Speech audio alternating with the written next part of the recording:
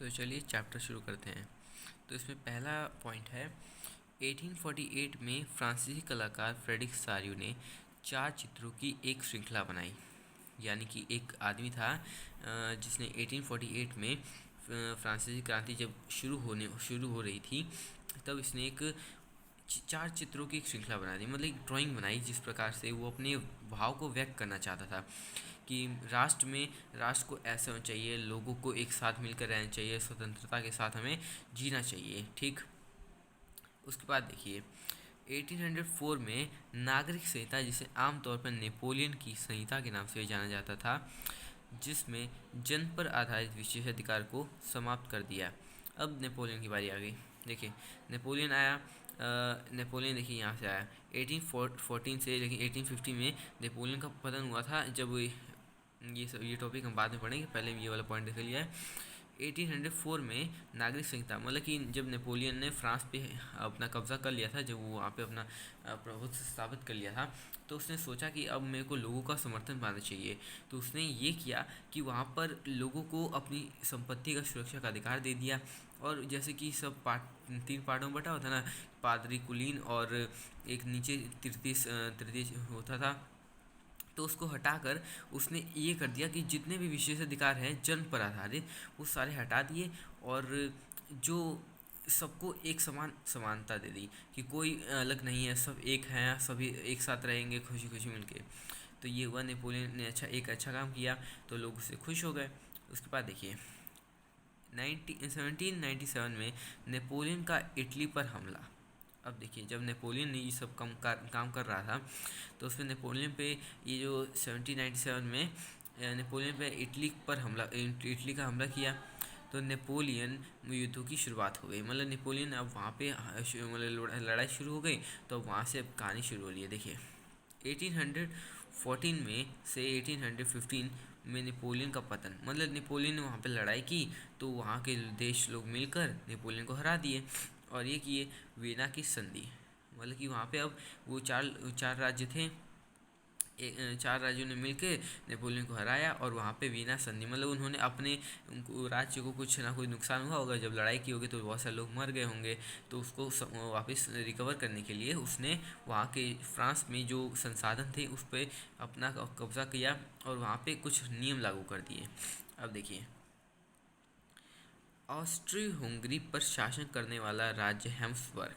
देखिए एक Austro Hungary एक राज्य था जहाँ पर एक हैम्सबर्ग साम्राज्य, मतलब वहाँ पे आया और उसने उसको अपने पावर से उसको अपने कब्जे में कर लिया। ठीक, अब यहाँ पे साम्राज्य कई अलग अलग राज्य जन समूहों में बटा हुआ था, मतलब कि जो हैम्सबर्ग था वो बहुत अलग अलग समूहों में बटा हुआ था और वहाँ पे बहुत सारी भाषा भी सब अलग बोलते थे। उसके बाद देखिए हंगरी में लोग म्यांमार भाषा बोलते थे। साम्राज्य में लॉम्बार्डी और वेनेलिया में इतालवी भाषा प्रांत बोलते थे। अब देखिए 1804 में नागरिक संहिता, जो सब हमने पढ़ा था, नेपोलियन ने वहाँ पे सब किया था। तो ये मैं टॉपिक में बीच बीच में लिख रहा हूँ कि आप लोग को वापस याद रहे, कि आप वो भूल ना जाए। ठीक है, अब आते हैं हम लोग लिबरलिज्म में, जिसे हम उदारवादी कहते हैं हिंदी में। तो उदारवादी था क्या? देखो ये लिबर शब्द से बना है जिसका अर्थ है आज़ाद, मतलब कि उदारवादी लोग आज़ादी को मानते थे और वो स्वतंत्र राज्य की कल्पना करते थे। तो उन्हें ये एक लिबर शब्द से बना है, उदारवादी एक लिबर शब्द से बना है जिसका अर्थ है आज़ाद। अब उदारवादी तो बहुत कुछ चाहते थे कि वो हमारा देश स्वतंत्र हो, वोट देने का अधिकार हो, राजा की शक्तियों को कम किया जाए और वो लोगों को थोड़ी पावर दी जाए कि वो अपने आप को शासक, मतलब कि चुनाव लड़ सकें, ये सब कर सकें। तो अब उदारवादी ये सब तो चाहते थे, लेकिन उनकी एक समस्या थी उदारवाद में। समस्या, अब देखिए समस्या क्या थी। देखिए नेपोलियन में प्रशासनिक कदमों से 39 राज्यों का एक महासंघ बना दिया। देखिए उदारवादी लोग तो चाहते सबको स्वतंत्रता मिले, तो नेपोलियन ने क्या किया कि सबके वो 39 राज्यों में पूरे फ्रांस को बांट दिया। और भाई जब बांट दिया तो सब लोग अलग अलग हो गए, और वो सब अपने अलग अलग भावनाएं आ जाएंगी कि ये मेरा राज्य है, मैं दूंगा, अंदर नहीं घुसने दूंगा। अब वहाँ पे अपना वो जैसे कि बॉर्डर होता है ना, तो बॉर्डर से दूसरे देश में जाने के लिए हमको परमिशन चाहिए होती है, तो वैसा वो लोग वहाँ पे बना दिए थे। और ये उदारवादी लोग की एक बहुत इंपॉर्टेंट वो प्रॉब्लम थी जो बोला जाता है, हर टेस्ट पेपर में पूछा जाता है, वो थी कि उदारवादी लोग तो ये चाहते थे कि स्वतंत्रता मिले, ये सब मिले, लेकिन उनकी एक प्रॉब्लम थी, वे वो चाहते थे कि संपत्तिवान पुरुषों को ही वोट देने का अधिकार मिले, महिलाएं और जैसे गरीब लोग, भूमिहीन लोग ऐसा नहीं कर सकते थे। आगे देखिए, फ्रैंकफर्ट में 54.7 सेंटीमीटर, मेंज में 55.1 सेंटीमीटर, यूरेमबर्ग में 65.6 सेंटीमीटर। अगर कोई व्यापारी हैम्सबर्ग से यूरेमबर्ग जाता था तो उसे 11 सीमा शुल्क, मतलब 5% सीमा शुल्क उसे खुद देना पड़ता था। तो जैसे नेपोलियन ने 39 राज्यों में उसको बांट दिया था ना फ्रांस को, तो अब फ्रैंकफर्ट एक उसका फ्रांस का राज्य है, तो वहाँ से अगर उसे यूरेमबर्ग जाना होता था तो उसे 11 सीमा शुल्क, मतलब कि 11 नाके होते थे कि 11 बॉर्डर हैं, तुम्हें ये बॉर्डर को पार करने के लिए तुम्हें पैसे देने पड़ेंगे। तो व्यापारियों के साथ ये सब होता था। अब आगे देखिए, 1850 में प्रसा को उसकी सीमा रेखा पर नए इलाके दिए गए। ये टॉपिक अभी बाद में पढ़ेंगे, इसे हम चलिए दूसरा टॉपिक पढ़ते हैं। ये अभी पॉइंट अभी हमें समझ नहीं आएगा, हम इसके बाद पढ़ेंगे। देखिए, एक क्रांतिकारी था जिसका नाम था जोसेफ मैसनी। ये बहुत बड़ा क्रांतिकारी था, इसने हमारे मतलब कि फ्रांस को आज़ादी दिलाने में यही बहुत मतलब अच्छा सहयोग किया था। इसने क्या किया था देखो, जोसेफो मैसनी 1807 में जोनोवा में जन्म हुआ। मतलब कि ये एक आदमी था जिसका जन्म 1807 में जोनोवा में हुआ था। अब इसने क्या किया कि इसको क्रांतिकारी, इसका नाम लिखा गया है यहाँ पे। देखो, जोसेफ मैसनी ने कार्बोनारी, मतलब कार्बोनारी की स्थापना, यहाँ क्वेश्चन पूछ लेता है एमसीक्यू में कि कार्बोनारी की स्थापना कब हुई थी। तो कार्बोनारी की स्थापना 1815 में हुई थी, और ये गुप्त संगठन था जहाँ पे सब क्रांतिकारी आते थे और वे बातचीत करते थे कि हम इस राज्य इसको कैसे आज़ाद कराएं, इसको कैसे हम लोग मतलब कि अपने आप को, देश को स्वतंत्र बनाए, राजा की शक्ति को कम करें, ये सब करने के लिए। तो अब क्या किया इस जोसेफ मैसनी ने, देखिए 24 वर्ष की आयु में ही उन्हें देश निकाल दिया गया। अब बताइए देश क्यों निकाला गया? इसलिए क्योंकि ना जब ये लुंगूरिया एक राज्य था, तो लुंगूरिया में जाकर ये वहाँ पे क्रांति करने लग गए। अब वहाँ का राजा भड़क गया और उसने सोचा कि साला मेरे ही राज्य में रह के वो मेरे से ही धोखा करेगा। तो उसने क्या किया कि वहाँ के राजा ने इसे देश निकाल दिया, मतलब देशद्रोह दे दिया, और वहाँ से उसको निकाल दिया 24 वर्ष की आयु में। अब सोचिए 24 वर्ष की आयु में वो क्या कर रहा होगा। अब उसने अब रिकैप किया तो उसने क्या किया, देखिए उन्होंने 2 संगठन बनाए। अब उन्होंने सोचा कि अब जब मैं बाहर निकली गया हूँ, देश निकाल दी गया, क्रांतिकारी हूँ मैं, तो मैं कुछ ऐसा करूँ कि मेरे क्रांति का कोई फल निकले। तो उन्होंने 2 संगठन बनाए, यंग इटली और यंग यूरोप का गठन किया, जो इटली और जर्मनी के राज्य, ऑटोमन साम्राज्य, आयरलैंड और पोलैंड ऐसे ही क्षेत्र थे। तो अब देखिए ये अब आ गए अपने फॉर्म में, इन्होंने अपना दे दिया। अब अब इन्होंने 2 संगठन बना दिए। अब सोचिए, अब इन्होंने 2 संगठन बनाए, एक इटली में बनाया, मतलब ये एक यंग इटली सोसाइटी बनाई और एक यंग यूरोप सोसाइटी बनाई, ताकि इटली और यंग यूरोप अपने मतलब कि अपनी क्रांति को, अपने स्वदेश को स्वतंत्र कराने के लिए इसको लड़ाई कर सके। ठीक, अब आगे बढ़ते हैं। अब आते हैं हम नेक्स्ट टॉपिक पे, ये हमारा लास्ट टॉपिक है, इसके बाद हम नेक्स्ट वीडियो में इसके बाद में पढ़ाएंगे। ठीक, तो देखिए जुलाई क्रांति 1830। अभी हम लोग देख रहे हैं आप डेट कैसे कैसे बढ़ रही है। देखिए यहाँ पे 1807 था और यहाँ पे 1830 पे आ गए।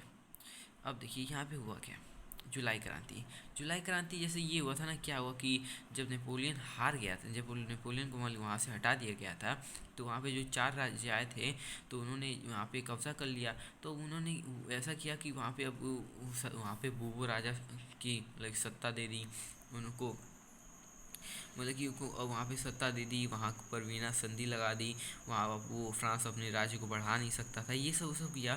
तो जुलाई क्रांति में उदारवादी लोग अब गुस्से में आ गए, उन्होंने सोचा कि हमारा देश आज़ाद था और ये कैसे हो गया। तो अब देखिए क्या लिखा है इसमें, बूबो राजा उसे 1815 में सत्ता मिली थी। देखिए 1830 हो रहा है और 1815 में जब 1814 और 1815 में जब नेपोलियन हार गया था तब की बात हो रही है। देखिए बूबो राजा जिसे 1815 में सत्ता मिली थी, उन्हें उदारवादियों ने उखाड़ फेंका। मतलब कि अब वे अपनी देश को आज़ाद चाहते थे। अब वो नहीं चाहते थे कि वो राजा अब आए और उसको मतलब कि वहाँ पे राज्य करे। ठीक, अब देखिए जुलाई क्रांति। ओके, देखिए जुलाई क्रांति के कारण ब्रुसेल्स में भी विद्रोह भड़क गया। अब सुनिए, जुलाई क्रांति से ब्रुसेल्स में क्या हो गया कि वहाँ पे विद्रोह भड़क गया। अब ये हुआ ना कि जब वहाँ वहाँ पे जो यूनाइटेड किंगडम नीदरलैंड था, तो वहाँ पे जब ये क्रांतिकारी सब वहाँ पे वो करने लगे, क्रांति करने लगे, तो ब्रुसेल्स के जो वहाँ के किंगडम थे उसने ब्रुसेल्स में के क्रांतिकारियों को वहाँ से हटाने के लिए उसने ब्रुसेल्स के क्रांतिकारियों ने वहाँ यूनाइटेड किंगडम ऑफ नीदरलैंड से अपने आप को अलग कर लिया, अलग हो गए। ठीक, अब नेक्स्ट टॉपिक है एंड लास्ट टॉपिक, यूनान क्रांति। अभी हमने देखा जुलाई क्रांति, अब देखते हैं यूनान क्रांति। यूनान को स्वतंत्र बनाने की क्रांति 1821 में शुरू हुई और फिर जुलाई क्रांति 1830 में, मतलब कि ये पहले हुई थी। यूनान क्रांति हमारी पहले हुई थी। अब देखिए इसमें हुआ क्या। यूनान को स्वतंत्र बनाने की क्रांति 1821 में शुरू हुई हो गई थी। अब यूनान भी अब राज्य था भाई, उसको भी स्वतंत्र होना है, तो उसने क्या किया, अब उसने भी क्रांति शुरू कर दी कि अब मुझे भी आज़ाद होना है, सब आज़ाद हो रहे हैं, मैं बस ऐसे पड़ा हुआ हूँ। तो उसने एक कवि लॉर्ड बायरन था, मतलब एक कवि था ना जो चाहता था कि मैं अपनी कंट्रीब्यूट करूँ कि मैं भी इस क्रांति भक्त में हिस्सा ले सकूँ क्रांतिकारियों की तरफ।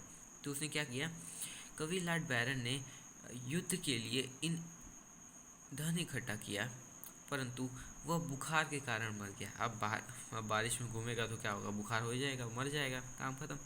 तो भाई पहले सोचना चाहिए था ना कि धन इकट्ठा किया है तो भाई थोड़ा तबीयत का ख्याल रखें, तो इतना टेंशन लेंगे तो क्या होगा। अतः 1832 में कुस्तुनतुनिया की संधि ने यूनान में स्वतंत्रता की मान्यता दी। मतलब कि अब आ गया भाई 1832 में, अब कुस्तुनतुनिया की संधि ने यूनान को स्वतंत्रता की मान्यता दी, मतलब स्वतंत्र बना दिया। एक कुस्तुनतुनिया के में संधि कर ली उन लोगों ने कि अब यूनान अब अपने राष्ट्र से मतलब कि संधि करना चाहता है कि हम लड़ाई वड़ाई नहीं करना चाहते, हमको बस संधि करवा दो, हम ये राज्य को स्वतंत्र बना दो, ये चाहते हैं और कुछ नहीं चाहते हैं। 1845 में शिरोशिया के बुनकरों की एक समूह उन ठेकेदारों का विद्रोह कर रहे थे जो बुनकरों को कच्चा माल देकर निर्मित माल लेते थे, पर दाम बहुत कम देते थे। देखिए भाई, अब आप अगर आपको मैं पैसे दूंगा और आप मतलब कि जैसे मैं आपको कोई जैसे टूटी फूटी और चीज़ें दे दूंगा और आप मुझे उसको बना के अच्छे से दे देंगे और मैं आपको उसको पैसे बहुत कम दूंगा, तो आपको कैसे लगेगा, आप सोचेंगे कि मेरी मेहनत इतनी अच्छी और ये सारा का सारा फल ये खाएगा। हाँ, तो देखिए क्या होता है।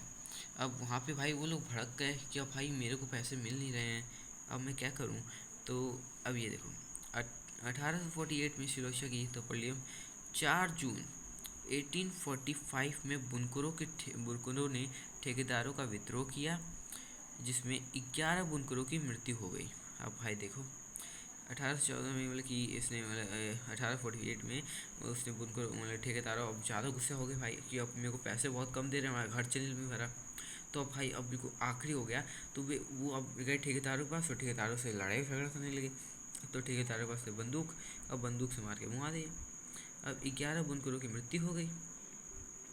1848 में खाने पीने की कमी और व्यापक बेरोजगारी के कारण वहाँ पर मतलब कि बेरोजगारी के कारण अब वहाँ पे पेरिस के लोगों को विद्रोह किया। अब भाई अब तुमको मान लो तुमको खाने मम्मी दिन भर खाना अच्छा दे रही हैं और एक दिन तुमको बिल्कुल भूखा रहे हैं और 5-6 दिन तुमको भूखा रख रहे, तो भाई तुम विद्रोह करोगे ना, बोलोगे मम्मी मुझे खाना दो खाना दो।